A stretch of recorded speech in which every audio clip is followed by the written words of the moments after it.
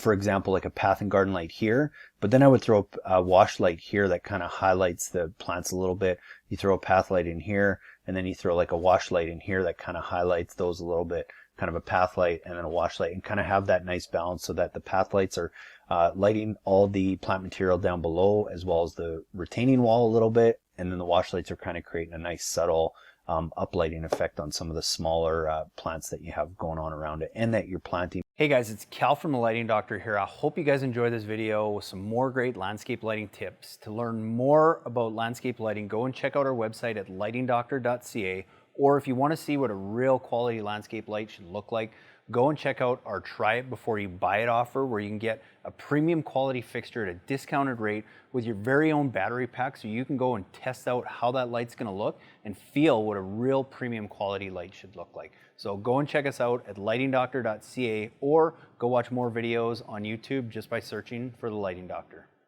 Hey, Brad, yeah, thanks for your pictures and your email here. Definitely give you some ideas. I will mention something. I love the Luxor system and everything for the colors and the zoning and dimming and everything. Just keep in mind that, you know, the transformer is quite costly. It's quite a bit more. I mean, you're probably close to $2,000 when everything's said and done. And then the fixtures, the uplights are, I mean, as you can see here, they're about $400 a fixture. And if you're using on some bigger trees, they're actually more than that, because you'll want to use something a little bit brighter. So there is a good mix. I like using those just on some key trees. Like I noticed there's kind of like a big oak back there, and I would say any of the larger trees, that's where you might want to use this. And then even with the other lights for just to keep costs down and stuff, even with these, instead of getting the ZD bulb in there, which again, you know, probably adds about $50 extra a light, what you can do is all these bulbs in here are dimmable. And if you want to kind of zone them or whatever, however you want to do to dim them, something you can do is any of the lights that are on a line after something called a Luxor Cube, it's a little $100 piece, and what it does, it just goes in line before you put all these just standard fixtures on, and then you can zone and dim that. And rather than having to spend an extra $50 on every light, now you're just spending, you know, just over $100 for, it can be up to like 10 lights. You can put 60 watts on one of those, so you can save a lot of money by doing that. So for some of those areas where you just want kind of the dimming control, I would probably go that route. That way you can just kind of pick and choose the standard fixtures that have the dimmable bulbs, and then you just have to program that cube instead of each individual light too. And then just on the key areas, that's where I would put that the ZDC lights, so that you can have the color and all that. So I mean, if I kind of look back here and I kind of looked at your design and the drawing a little bit, I mean, really where I would focus is on some of the big trees, like I think this big oak tree and a few other areas, but just keep in mind budget and everything. But I would definitely try and highlight these two stone pillars, whether you want to use color or not. I don't think you necessarily have to on something like this. I think if you used a standard uplight, like I said, that was on that cube, then you can have that dimming control, but I would try and get two of those that are kind of shining up right here. For any of the grasses and these lower line shrubs, I mean, you can definitely put, I think what would be nice is a nice balance between some path and garden lights like this, and then some wash lights like this. And how I would do that is I'd probably put like for example, like a path and garden light here, but then I would throw a wash light here that kind of highlights the plants a little bit. You throw a path light in here, and then you throw like a wash light in here that kind of highlights those a little bit, kind of a path light and then a wash light, and kind of have that nice balance so that the path lights are lighting all the plant material down below as well as the retaining wall a little bit, and then the wash lights are kind of creating a nice subtle uplighting effect on some of the smaller plants that you have going on around it and that you're planting. But again, I noticed from your drawing that it looks like there will be some areas where you're planting some taller stuff. On anything like this, I would probably use just a standard uplight.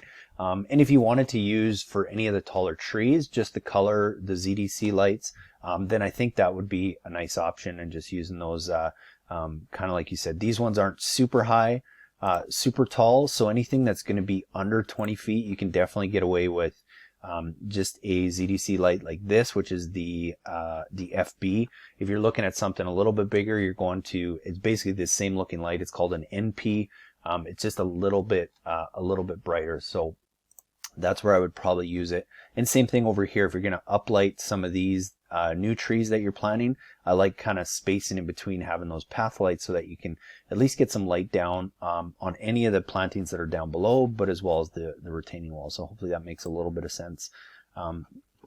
Back in this area here, yeah, kind of like I had talked about with the, path light here that's going to highlight the retaining wall and the flowers. You get a wash light under here that kind of helps it glow. You get another path light in here, and then you get like another wash light that kind of highlights these grasses, and then a path light over here that also helps highlight the stairs a little bit. Depending on how much room you have kind of in that back corner, you might want to highlight this just with a few. I would probably just use a few wash lights and have those evenly spread out along this section. Would do a nice job of kind of backlighting this area.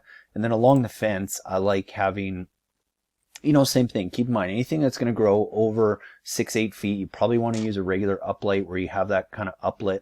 I love uplighting stuff against the fence because then you're not wasting any light, because you also get the shadows of the plants along that back fence. So you don't have to light everything on here. What I would do is I would just try and pick some even spacing. So if you're going to uplight this, you uplight this one, and then maybe if there's another one over here, but just trying to get somewhat of an even spacing. If you've got some smaller stuff like this against the fence that's kind of going to go in between some of the bigger ones, that's where I would use a wash light and kind of light that against the back fence. And the reason that's nice too, especially with small stuff, is what it does is it really creates the shadows, and it makes those plants look bigger at night than they actually are. And then on a big, oak tree like this is where I would probably try and use like 2 of those NP color changing lights, because I think if you could add color to this one, that would look amazing. So I would probably do that on a big tree like this. And then, like I said, just to keep costs from getting out of control with the color changing lights, and we do this all the time, you can run them all on the same transformer, all in the same system. And if you don't care about the zoning and dimming, you don't even need that cube. You can still run all those lights on the same system, just with on and off functionality, but really focusing those color lights and on the bigger objects. And same thing over here. We kind of talked about this already, but uplighting some of the taller trees. I think some wash lights along these guys, and I think by having that color option and the regular lights, you just get a nice balance of everything. So hopefully that gives you a good start. Let me know if you have any other questions. We can always work on putting something together like that for you, and we'll just kind of go from there. All right, thanks, Brad. Hey guys, so I just want to show you, we're going to use our accent light a whole bunch in this property. And a lot of common areas we're going to use that is on some nice trees. We got a really nice tree here that we're going to try and focus on. But one thing I see people do too often, or more times than not, is instead of trying to get that light nice and close to the tree and having it shine up, so you're taking advantage of all the barking structure and then all the branching up top, is they'll bring it far back and try and aim it at the tree. And what happens there is they tend to miss a lot of the lower portions of the trees. And then also when it, depending on the area you live in, if you start losing a lot of foliage in the wintertime, then having that light shine at all the foliage is kind of a waste of time, and you lose a lot of the effect of that light. That's why I like having it closer to the tree. Here we're maybe 12, 14, 18 inches away from the base. We're going to have it shooting almost straight up, because I want to highlight all this trunking and branching structure as possible, as well as now we're getting that light up into the foliage and into the canopy. So again, with our standard RS uplight from FX Luminaire, there's lots of other good ones out there. I like this guy because it's a real workhorse, and that's what we're going to use on this project. Hey guys, it's Cal from the Lighting Doctor here. We're going to show you guys how to light up your landscape with the FX Luminaire RS uplight. This is a super durable, really high quality LED light that's great in your landscape. If you need to, say you need to highlight some beautiful trees that you have on your property, if you have some nice stone architectural features around your home, this is a great light to use. You can change the intensity of the bulb just by using a different lamp. So if you have a small tree that's only maybe 10 to 15 feet high, you can use the standard 4-watt LED lamp in here. If you're using trees that are maybe 15 to 20 feet high, you can increase that to the 5-watt LED. Or if you've got some giant oak trees or some really big trees on your property where you need to push that light at 25 feet or higher, that's where you get into the 6-watt LED lamps to really push that light out and make those features really stand out.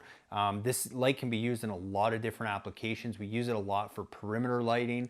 So if you have trees or shrubs or different bushes and stuff around your property, and you just want to make your whole property look bigger, it's a great way to go and highlight those around the perimeter just to make that whole yard stand out. Hey guys, thanks so much for watching. I hope you guys got some great do-it-yourself landscape lighting tips. Now, please be sure to go to our website at lightingdoctor.ca and check out our how-to page. It's full of great resources, from our podcast to our video to our most frequently asked questions.